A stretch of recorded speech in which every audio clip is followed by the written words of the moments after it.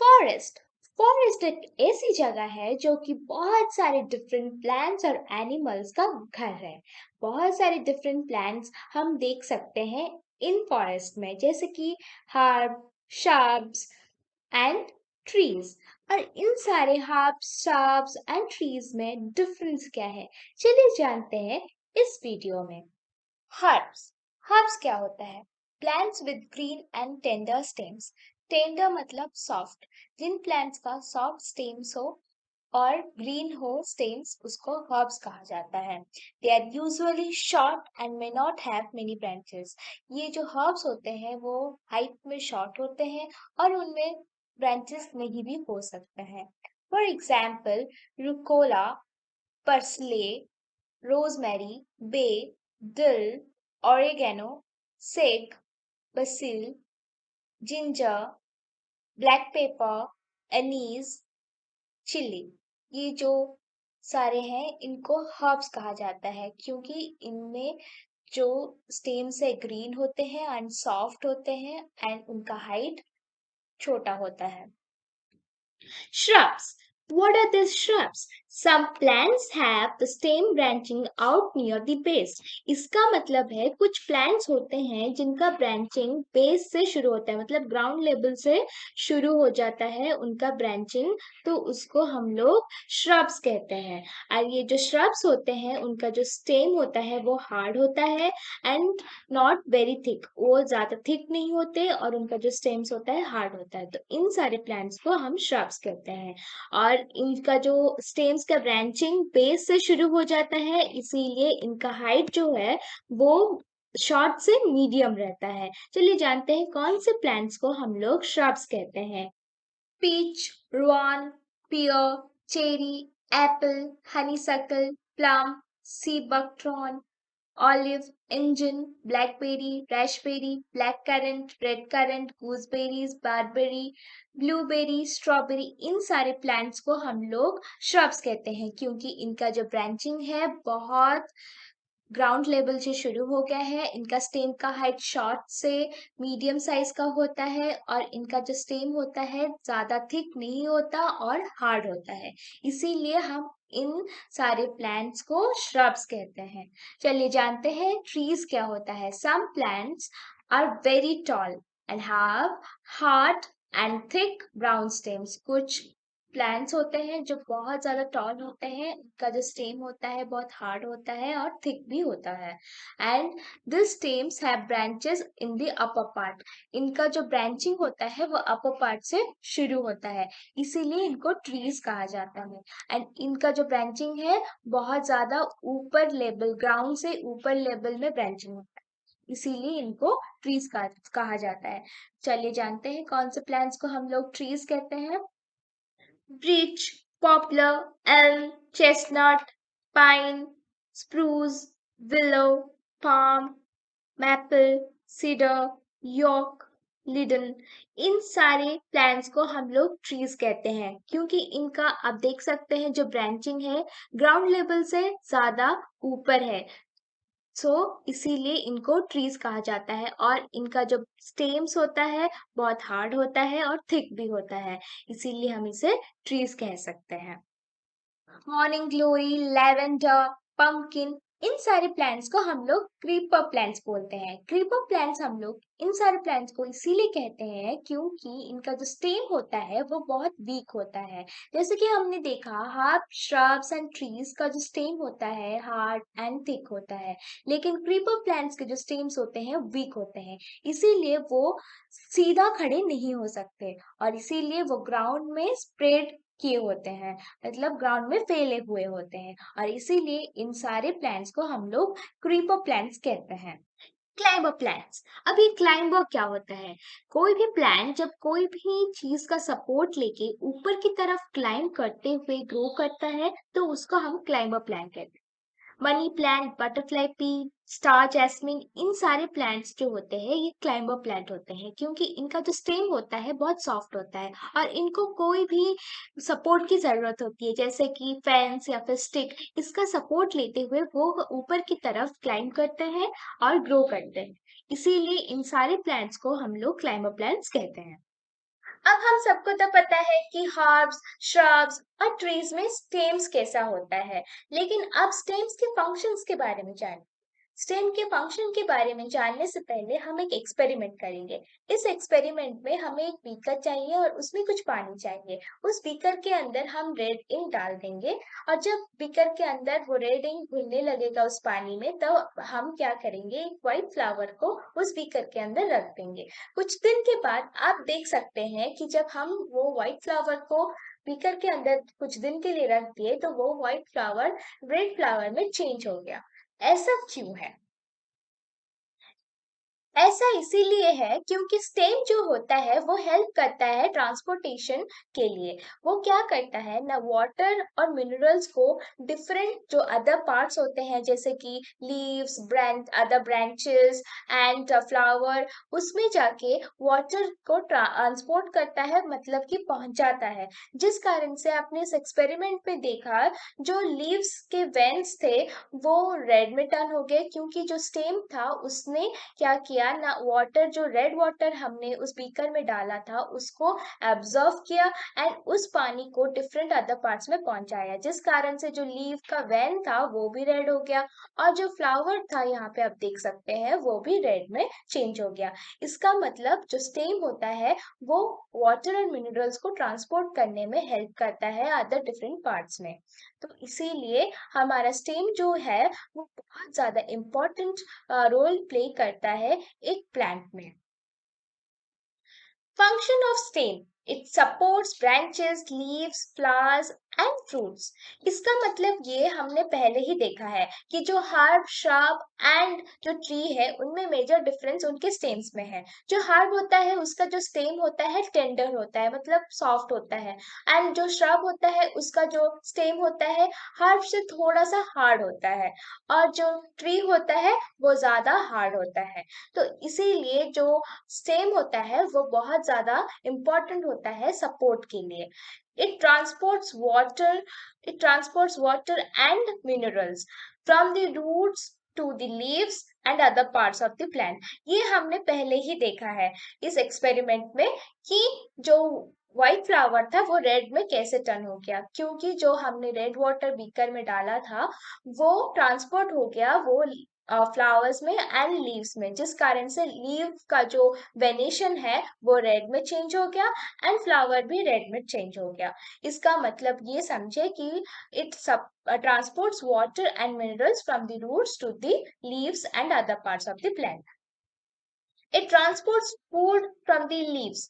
वो लीव्स जो है वो होता है किचन, किचन होता है किसका, ट्री का किचन होता है, और वो वहां पे खाना बनता है, और वो जो खाना बनता है वो डिफरेंट पार्ट्स में कौन पहुंचाता है, दैट इज स्टेम पहुंचाता है डिफरेंट पार्ट्स में। And next is it holds the plant upright. आपने देखा कि कैसे एक क्लाइंबर के लिए हमको कोई स्टेक या फिर कोई फेंस या नेबरिंग कोई भी सपोर्ट की जरूरत होती है, क्योंकि वो जो स्टेम है बहुत ज्यादा सॉफ्ट होता है एंड उसको कुछ सपोर्ट की जरूरत होती है सीधा खड़े होने के लिए। बट ट्री में ऐसा नहीं होता, ट्री का जो स्टेम होता है वो बहुत हार्ड होता है और उसको कोई सपोर्ट की जरूरत नहीं होती। इसका मतलब हम ये समझे कि जो स्टेम होता है वो एक इम्पॉर्टेंट रोल इसमें भी प्ले करता है कि प्लांट कैसे सीधा, मतलब अपराइट कैसे खड़ा हो सके। क्या आपको पता है कि ग्रीन प्लांट्स अपना खाना खुद बनाते हैं? उनका भी एक किचन है और उनके किचन का नाम पता है क्या है? उनके किचन का नाम है लीफ। लीफ में वो बनाते हैं अपना खुद का खाना। The process by which green plants make their own food is called photosynthesis. Photo का मतलब होता है लाइट, सिंथेसिस का मतलब होता है to produce, to synthesize. So it is called to produce. यहाँ पे प्लांट्स लाइट के, सनलाइट के मदद से खाना बनाते हैं। They make their food, they produce, they synthesize food. That is why it's called photosynthesis. This process is called photosynthesis. The green plant leaves absorb the sunlight through chlorophyll. Chlorophyll absorb करता है sunlight. And chlorophyll क्या करता है? It absorbs the carbon dioxide present in the surrounding और environment. And air में जो carbon dioxide present होता है उसको एब्जॉर्ब भी करता है क्लोरोफिल। क्लोरोफिल क्या है? क्लोरोफिल एक ग्रीन पिगमेंट है that is present in the leaves. Due to this green pigment, ये ग्रीन पिगमेंट के वजह से हमारे जो लीव्स होते हैं वो ग्रीन कलर के दिखते हैं। ये जो क्लोरोफिल के प्रेजेंस के कारण ही हमारे जो ग्रीन लीव्स होते हैं ग्रीन कलर के होते हैं।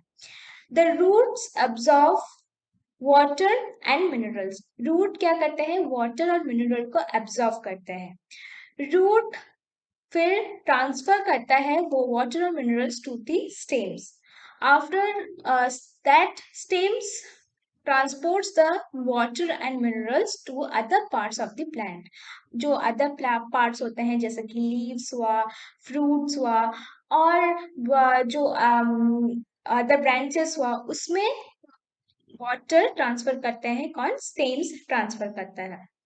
After that, this water and carbon dioxide is converted into water or carbon dioxide. Carbon dioxide or water is converted into glucose and oxygen। तो ये जो कार्बन डाइऑक्साइड वाटर होता है वो ग्लूकोज और ऑक्सीजन में कन्वर्ट हो जाता है बाय द प्रेजेंस ऑफ और bye the help of this sunlight. जब सनलाइट प्रेजेंट हो ये कार्बन डाइऑक्साइड और वाटर क्या होते हैं? कन्वर्ट हो जाते हैं ग्लूकोज एंड ऑक्सीजन में। This glucose again is transported to the other parts of the plant by the help of stem and other branches present in the plant। जो plants में stem होते हैं, branches होते हैं, उसकी मदद से ग्लूकोज लीव से लेके रूट तक आते हैं। फिर और oxygen, oxygen is given out, it is given out by the stomata. Stomata क्या करता है? It gives out oxygen. And how do we get this glucose? We get this glucose by fruits and flowers। fruits और flowers में glucose होते हैं और हम उसको जब consume करते हैं हमको भी वो glucose मिलता है in the form of carbohydrates। So this green pigment also produce a byproduct that is also called as oxygen। Okay, this is the process of photosynthesis। Chlorophyll is a green pigment। It is a green pigment that is present in the leaves। ये leaves में होता है and it helps in the process of photosynthesis, absorbs the light। ये light absorption में help करता है। and आपको पता है कि हमारे जो leaves होते हैं green क्यों होते हैं? due to the presence of chlorophyll। Chlorophyll के प्रेजेंस के कारण हमारे जो लीव्स होते हैं वो ग्रीन कलर के होते हैं, क्योंकि ये ग्रीन पिगमेंटेड ग्रीन कलर्ड है, इसीलिए क्लोरोफिल हमारे जो लीफ में प्रेजेंट है और इसी कारण से हमारे जो लीव है हमको दिखते हैं ग्रीन कलर के। लीव के अपर पार्ट को कहा जाता है एपेक्स। इसे कहा जाता है एपेक्स।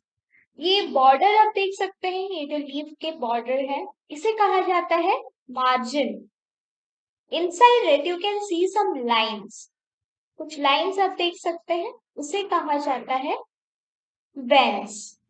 मिड जो लाइन है मिड वेन को कहा जाता है मिड रीड। ये जो लेमिना और पेट्योल को कनेक्ट करता है उसे कहा जाता है बेस। लेमिना इस बॉर्डर ब्रॉड पार्ट को, ये ब्रॉड पार्ट को लेमिना कहते हैं या फिर आप ब्लेड भी कह सकते हैं। और इस डिजाइन जो वेन के डिजाइन आप देख सकते हैं उस वेन डिजाइन को कहा जाता है वेनेशन। पेट्योल इस लाइन को, ये जो कनेक्शन को कहा जाता है जो कि अटैच्ड है स्टेम के साथ अटैच्ड रहता है, या लीफ और स्टेम को जो कनेक्ट करता है उसको कहा जाता है पेट्योल। और ये छोटे छोटे जो निकले होते हैं पेट्योल से उसे कहा जाता है स्टेप्यूल। इसे कहा जाता है स्टेप्यूल। और ये जो कनेक्ट करता है स्टेम और लीफ को इसे कहा जाता है पेट्योल। आपने तो देखा कि वेन्स कैसे है, तो डिफरेंट टाइप्स के वेनेशंस भी हो सकते हैं। जो डिजाइन होता है वेन्स का वो डिफरेंट टाइप का वेन्स भी हो सकता है। चलिए अब जानते हैं कि कौन से डिफरेंट टाइप्स ऑफ वेनेशंस होते हैं। Leaf venation are of two types, that is parallel venation and reticulate venation. तो अब पैरेलल वेनेशन क्या होता है एंड रेटिकुलेट वेनेशन क्या होता है। पैरेलल वेनेशन में क्या होता है, आप देख सकते हैं ये जो लाइन है इस लाइन के साथ इस वेन के साथ पैरेलल है। इस ये वेन और ये वेन पैरेलल है अपने आप से, तो one vein is parallel to another, that means this is a parallel venation. Reticulate venation में आप देख सकते हैं कि कैसे नेटवर्क जैसे यहाँ से फिर नेटवर्क जैसे यहाँ पे निकले हैं। तो ये जब नेटवर्क जैसे कोई भी लीफ दिखा तो उसे कहते हैं रेटिकुलेट वेनेशन। पैरेलल वेनेशन में जो वेन्स होते हैं they are parallel to each other. In reticulate venation they are not parallel to each other, they are means unevenly distributed. ये अनइवनली जैसे नेटवर्क जैसे फैले हुए हैं, अनइवनली वेन्स डिस्ट्रीब्यूट हुए हैं, इसको कहा जाता है रेटिकुलेट वेनेशन। क्या आपने रात को कभी कोई लीफ को देखा है? अगर आप लीफ को रात में देखें तो उसमें कुछ वाटर ड्रॉपलेट्स होते हैं। ऐसा क्यों होता है कि रात में हमको वाटर ड्रॉपलेट्स देखने को मिलते हैं लीव्स में? आप जो रात को देखते हैं जो वाटर ड्रॉपलेट्स लीव्स के ऊपर, it is due to the transpiration.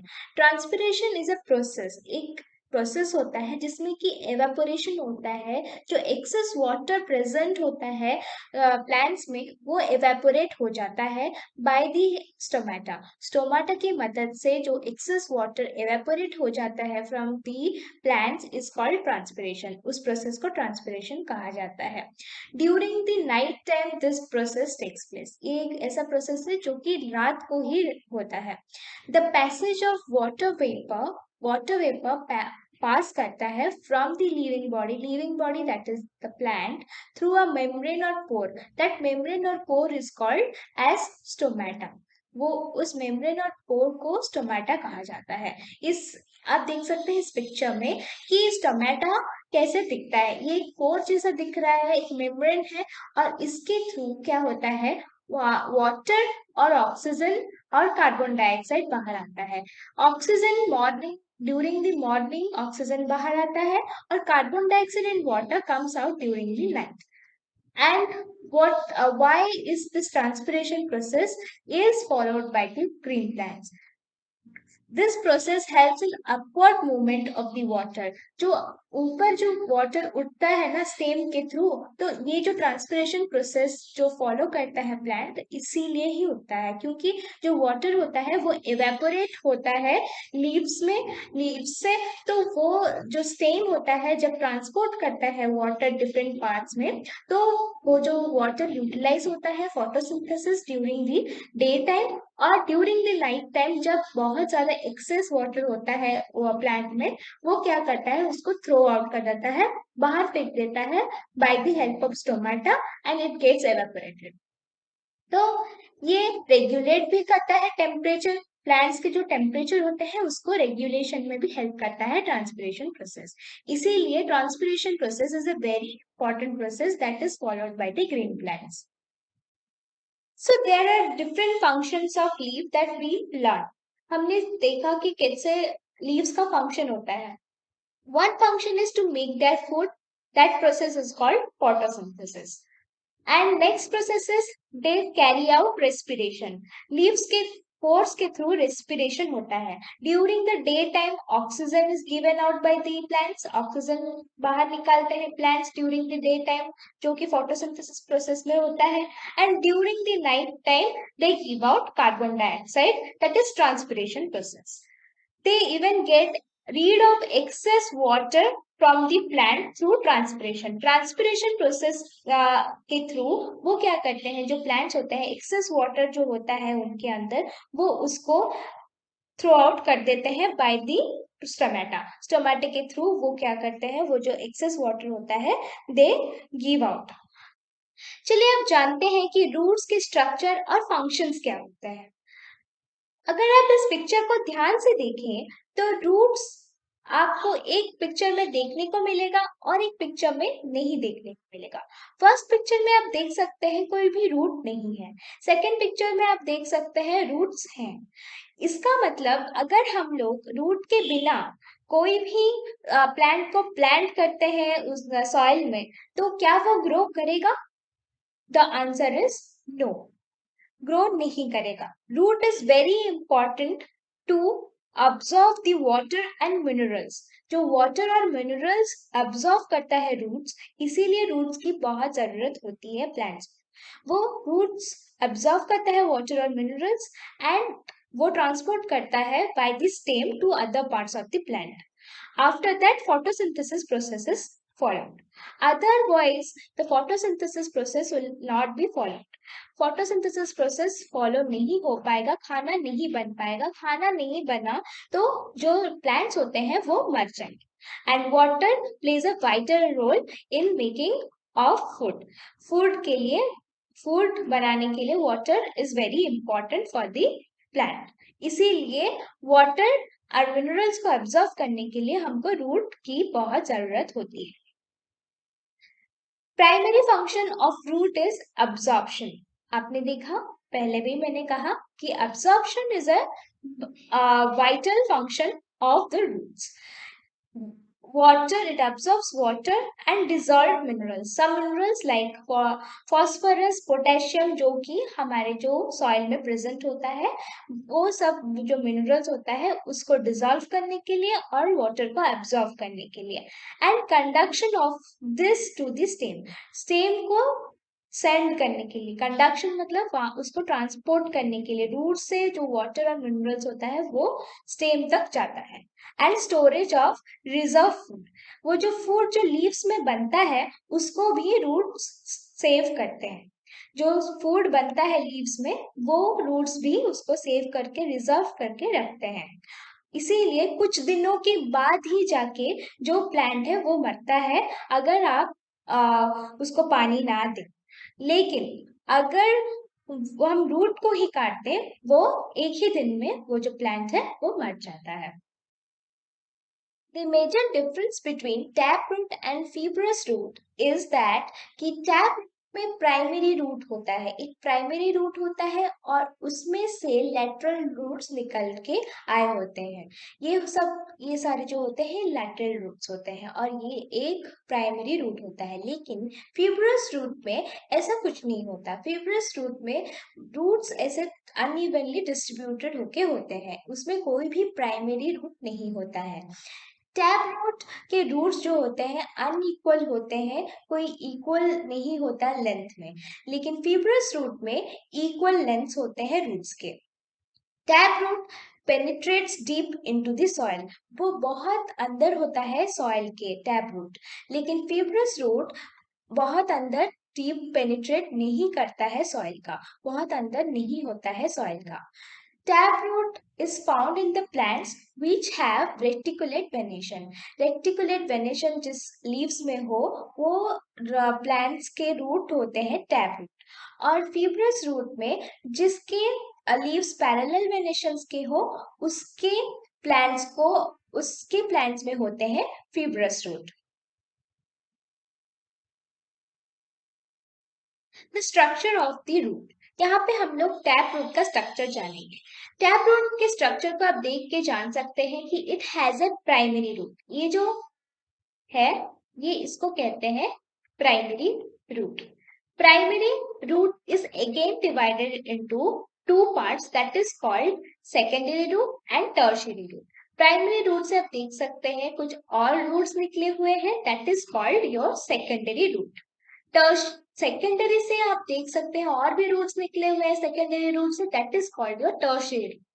Primary roots और टर्शियरी रूट को मिला के जो रूट्स को कहा जाता है उसे कहा जाता है लैटरल।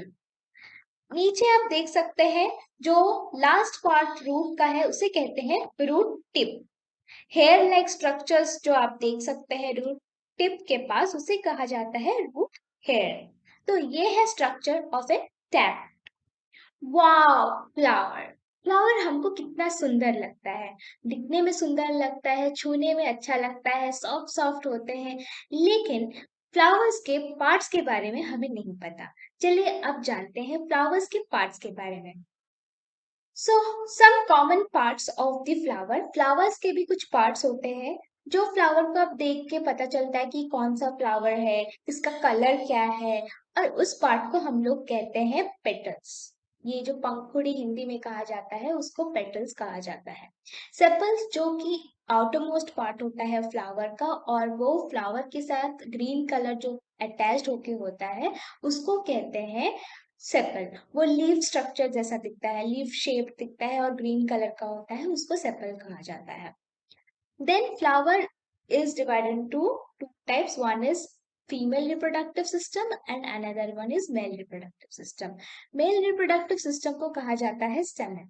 मेन से आप याद रख सकते हैं कि ये एक मेल रिप्रोडक्टिव पार्ट है फ्लावर। तो male reproductive part is divided into two types, that is anther and filament. Anther और filament पे divided है। ये कलर यहाँ पे देख सकते हैं, ये एक बॉल जैसा दिख रहा है ऑरेंज कलर का, उसको एंथर कहा जाता है, और थ्रेड लाइक स्ट्रक्चर को फिलामेंट कहा जाता है। ये जो ओवल शेप्ड होके ऐसा जो स्ट्रक्चर दिख रहा है इसको कहते हैं female reproductive system of the flower, और इसको कहा जाता है पिस्टल। एंड पिस्टल में इस ऊपर पार्ट को कहा जाता है स्टिग्मा। ये जो थ्रेड लाइक थोड़ा सा मोटा होके देन फिलामेंट, उसको कहा जाता है स्टाइल। एंड ये ओवल शेप है, इसको कहा जाता है ओवरी ऑफ द फ्लावर। उसका फंक्शन होता है रिप्रोडक्शन। तो फीमेल रिप्रोडक्टिव पार्ट एक होता है और मेल रिप्रोडक्टिव पार्ट होता है flower. Male reproductive part contains anther and filament. In anther में क्या होते हैं, पोलन ग्रेन्स होते हैं जो कि पाउडरी लाइक सब्सटेंस होते हैं। ये जो पोलन ग्रेन्स होते हैं पाउडरी लाइक सब्सटेंस होते हैं, अगर आप टच करें तो पाउडर जैसा आपको लगेगा। फिलामेंट एंथर को सपोर्ट करता है in the male reproductive part. Then let's go to the female reproductive part. In female reproductive part, the female reproductive part contains four parts, that is stigma, style, ovule, and ovary wall. Stigma, it germinates. It germinates pollen grains. Germinates का मतलब जहां पे उगता हो, pollen grains यहाँ पे उगता है। Style, it is a tube-like structure that supports stigma. ये ओवल शेप्ड जो आपको दिख रहा है इसको इसे कहते हैं ओवरी। ये बॉर्डर, ओवरी के बॉर्डर को कहा जाता है ओवरी वॉल। ओवरी के अंदर होता है ओव्यूल्स। ओव्यूल्स होता है egg of the flower. And the total female reproductive part is known as pistil. So, what is the function of the flower? The main function of the flower is to reproduce. अगर आपको video अच्छा लगा हो तो please like share subscribe करना मत भूलिएगा। Thank you.